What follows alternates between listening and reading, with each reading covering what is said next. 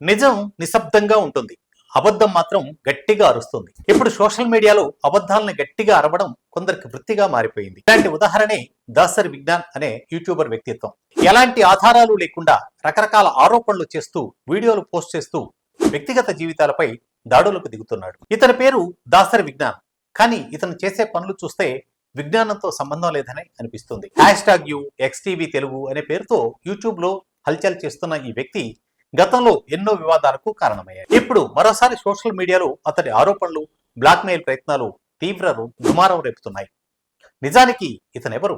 ఇతని రికార్డ్ ఏంటి? దాసరి విజ్ఞాన్ కొన్ని సంవత్సరాలుగా సోషల్ మీడియాలో యాక్టివ్. మొదట్లో వాస్తవాలను బయట పెడతానంటూ సోషల్ యాక్టివిజం ముసుగులో ప్రవేశించాడు.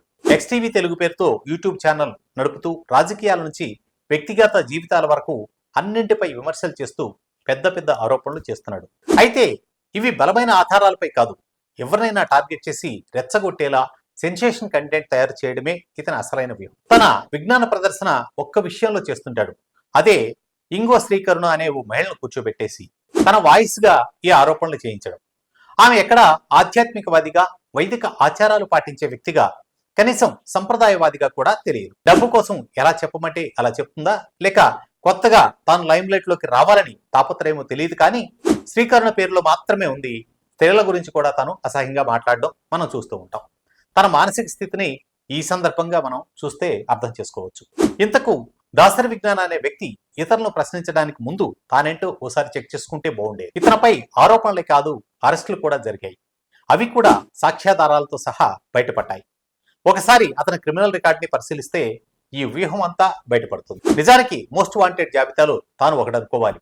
ఎందుకంటే అతని కోసం పోలీసులు మరోసారి సెర్చింగ్ మొదలుపెట్టారు. ఐటీ చట్టం సెక్షన్లు BNS 72, 356(1), BNS 67A కింద కేసులు, హర్షసాయి కేసులో ఫ్యాబ్రికేట్ ఆడియోల నిర్వహణ, ఫుడ్ బిజినెస్ పేరుతో 4 లక్షల రూపాయల మోసం, కెమెరాల దొంగతనం వంటి కేసులు అతని మీద ఉన్నాయి. 2018 హైదరాబాద్ సైబరాబాద్ లోని మియాపూర్ పోలీస్ స్టేషన్ లో ఐటీ యాక్ట్ కింద కేసు నమోదు, అనుచిత వీడియోలు, వ్యక్తిగత దోషణలపై విచారణ జరిగింది. 2019 సెప్టెంబర్లో విజ్ఞాన్ కు సైబర్ క్రైమ్ డిపార్ట్మెంట్ చేత అరెస్ట్ చేసింది. లాయర్లపై, కొందరు ప్రముఖులపై చేసిన తప్పుడు ఆరోపణల కారణంగా కేసు నమోదైంది. 2021 మార్చి మరోసారి విజ్ఞాన్ ను బంజారా హిల్స్ పోలీసులు అరెస్ట్ చేశారు.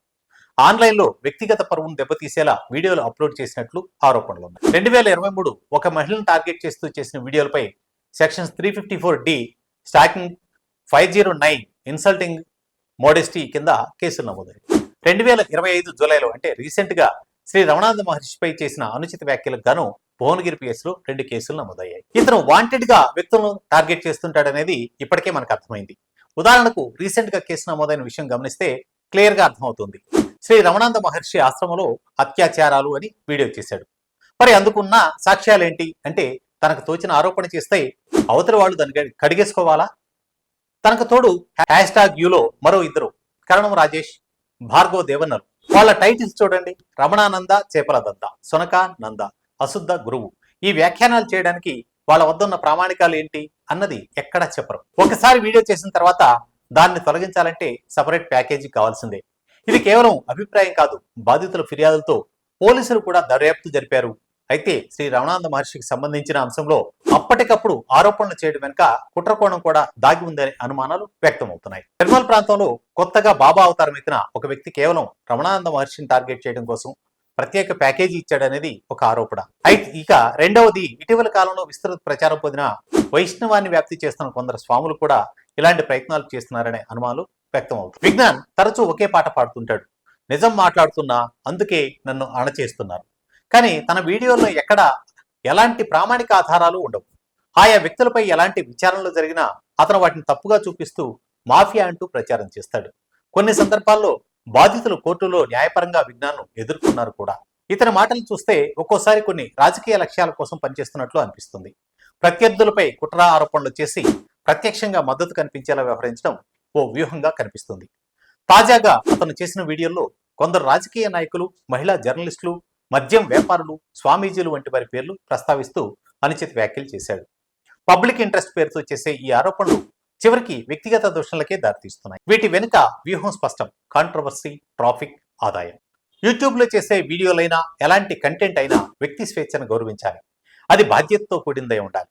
వ్యక్తుల పరువు దెబ్బతీసేలా, జీవితాలతో ఆడుకునేలా కంటెంట్ రూపొందించడం ఎవ్వరికైనా అనుమతించకూడదు.